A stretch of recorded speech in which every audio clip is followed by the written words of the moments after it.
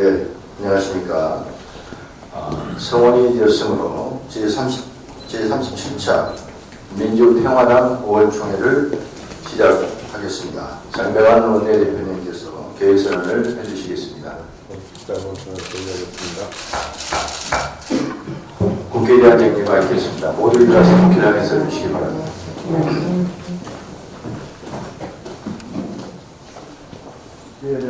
네.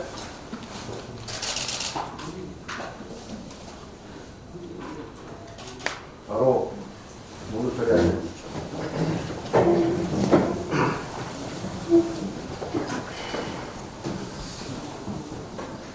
선거제도 개혁을 위한 논의가 끝내 성과를 내지 못하고 또 미뤄졌습니다. 국회의 대화와 타협, 신뢰의 정치가 사라지고 있습니다. 연실야합도 아니고 국민 앞에서 두 손 잡고 약속한 사항들을 손바닥 짚듯 하는 것은 정치가 아닙니다. 합의 이후 거대 양당이 보여준 태도는 사실상 합의를 무력화하고 오히려 뒷걸음질을 치고 있는 태도입니다.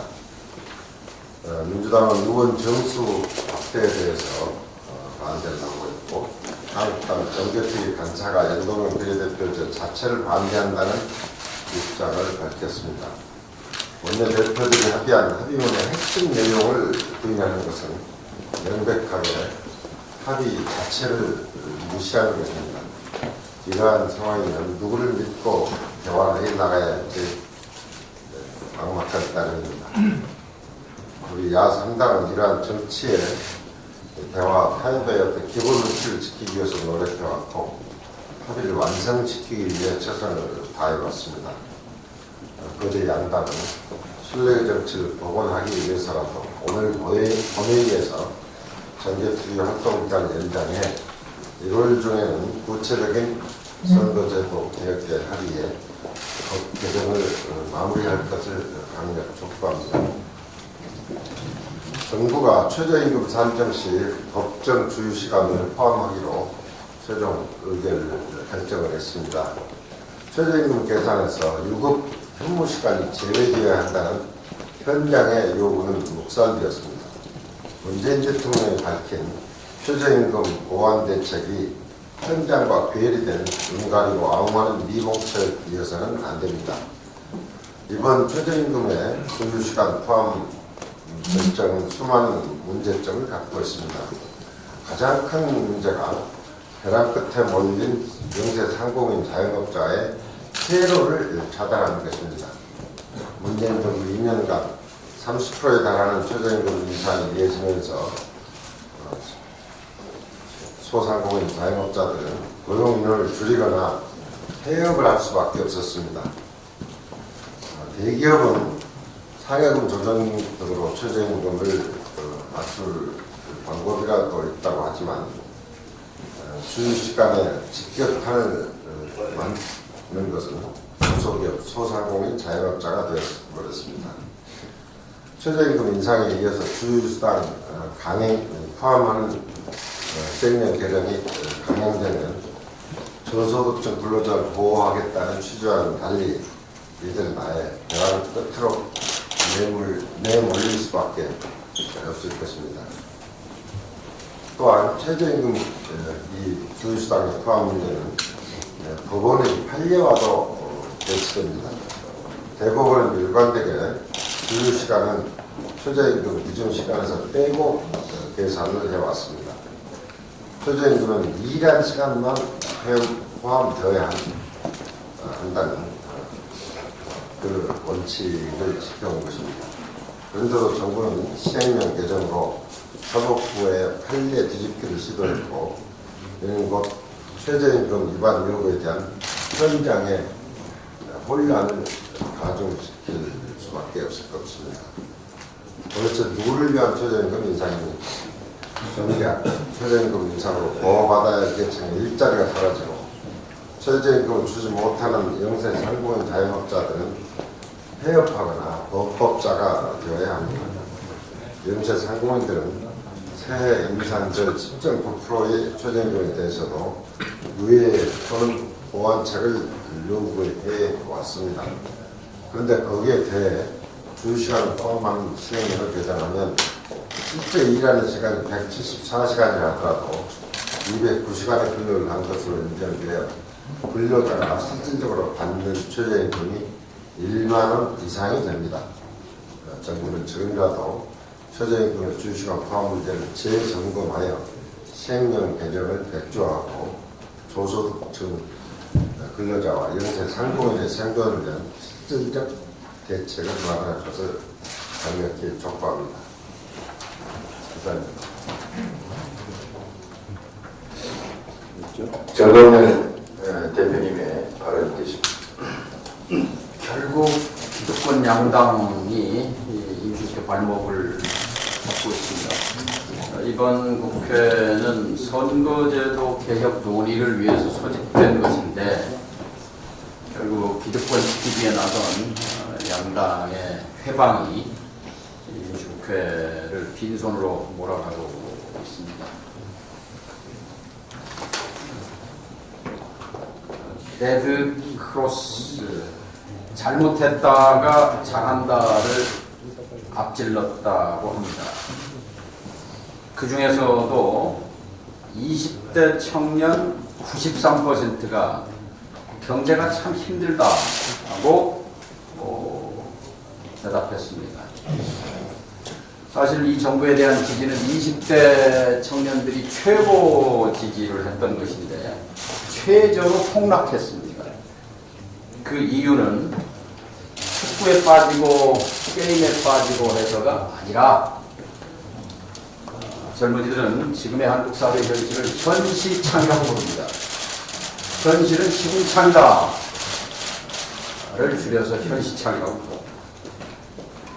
컨베이어 벨트에 끼어서 숨진 참혹하게 죽음을 맞은 24살 김용균 군. 먹고 자고 씻을 곳이 없어서 길거리를 헤매다가 한강물에 뛰어든 30대 주거난민 박준경 씨. 현시창을 웅변합니다. 특히 김용균 법이라고도 일컬어지는 산업안전보건법, 위험의 외주화를 막고 사업자의 책임을 강화하고 처벌을 규정하는 산업안전보건법 연내 처리가 물 건너 갈 지금 지경입니다. 기득권을 대변하는, 강자를 대변하는 한국당이 철벽을 치고 있습니다. 바로 이 점이 정치개혁, 선거제도 개혁이 절박하다는 것을 또 웅변합니다. 한국 사회의, 한국의 사회 경제적 문제는 청년 문제에 응축되어 있습니다. 청년들 앞에 있는 일자리는 알바 아니면 비정규직 아니면 하청 노동자, 그리고 잠자고 먹고 씻을 독자적인 공간이 단 한 평도 없는 참혹한 주거 현실, 결혼도 출산도 보육도 엄두가 안 나는 현실, 학자금 대출금으로 빚쟁이로 시작하는 인생, 이 청년 문제를 이대로 방치하고 대한민국의 미래는 어렵습니다. 청년 문제를 구조적으로 해결하는 것이 한국을 살리는 것이고, 청년 문제를 구조적으로 해결하자고 하는 것이 바로 정치개혁이요 선거제도 개혁입니다. 청년들이 청년당을 만들어서 1,500만 명이나 되는 청년 유권자들이 분기하면, 봉기하면 국회를 점령할 수 있습니다. 그렇게 해서 청년들의 사회적 자유를 평등하게 누릴 수 있도록 만들어주는 것, 그것이 지금 시대에 정치가 해야 할 일이라고 생각합니다. 청년들과 함께 선거제도 개혁 운동을 펼쳐 나가겠습니다. 이상입니다.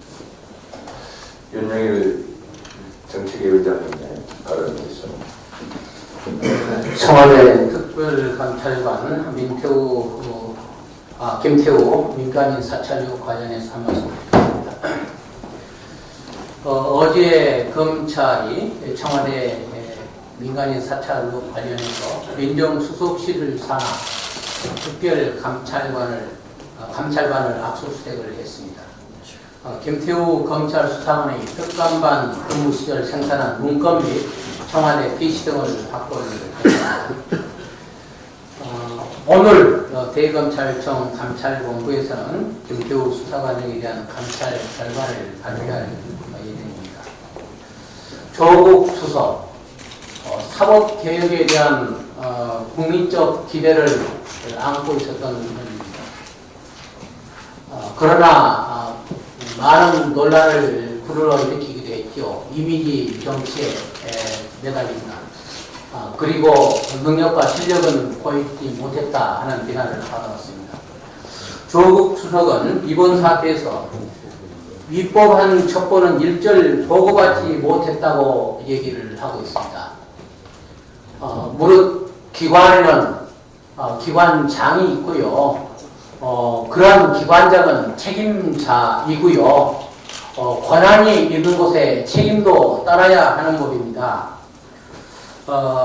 이와 관련해서 청와대 대변인이나 박영철 반부패 직속 고합니다. 반부패 비서관까지 불법적인 첩보는 자체 폐기했고 조국 수석에게는 올리지도 않았다고 얘기를 하고 있습니다. 이런 상황이 되면 묻고 싶지 않을 수 없습니다. 부하가 박형철 박비서관 이인걸 특별감찰반장이 위법한 첩보이란 정결권자가 된다는 셈입니다. 책임자는 따로 있는데 의사결정권자는 조국 수석은 딴 일을 했다. 하지도 보고받지도 못했다 하는 얘기라고 하는 게 소위 불성설이다 이런 말씀을 드리지 않을 수 없습니다. 거듭 말씀드리지만 권한이 있는 곳에 책임이 있는 법인데 조국 수석인 책임 있는 그런 행동을 또 책임 있는 그런 결단을 내려주기를 촉구합니다. 예, 다른 원인들의 발언이 없으면 제가 한마디 하겠습니다.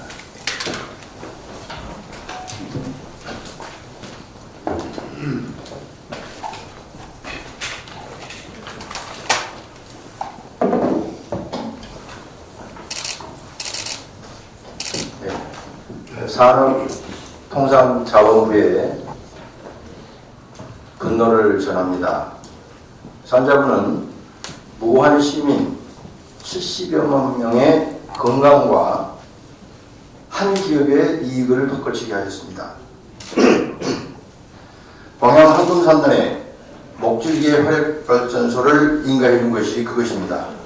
지난 1년간 광양 시민들은 목줄기의 화력발전소의 입지를 몸으로 막아왔습니다. 본의원 또한 장관과 차관에게 반대 의사를 강하게 수차에 걸쳐서 전달해왔습니다.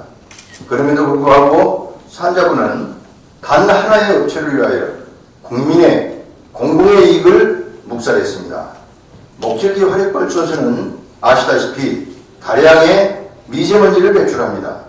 미세먼지는 폐에서 걸러지지 않고 바로 혈관으로 유입됩니다. 이것이 장기에 쌓여 암을 유발합니다. 세계보건기구는 그래서 미세먼지를 1군 발암물질로 지정하여 관리하고 있습니다. 지금 광양만권은 여수석유화학공단과 광양제철소 그리고 여수 순천 광양 하동에 입지한 8기호 화력발전소에서 엄청난 양의 미세먼지가 배출되고 있습니다. 그렇기 때문에 전국에서 가장 오염이 심한 대기질을 보이고 있습니다. 여기에 막대한 미세먼지를 배출하는 화력발전소를 추가로 건설하는 것은 살인행위나 다름없습니다. 이러한 사정을 누구보다 잘 알고 있는 산자부가 폭거를 자행한 이유를 파헤쳐야 합니다. 산자부는 지속적으로 기업을 비호해왔습니다.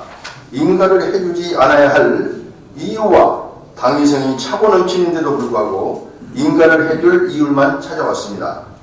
국회의원과 시장, 시의회 그리고 시민들이 반대하는 화력발전소를 기어이 인가해준 산자부가 과연 국민을 위한 정부가 맞습니까?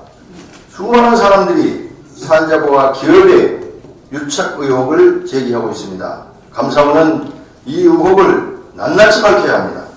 광양시를 비롯하여 순천시, 여수시의 시민들은 산자부의 참으로 의심스러운 행위를 결코 용납하지 않을 것입니다. 시민의 건강을 해치는 목줄기 화력발전소의 건설을 끝까지 저지할 것입니다. 이상.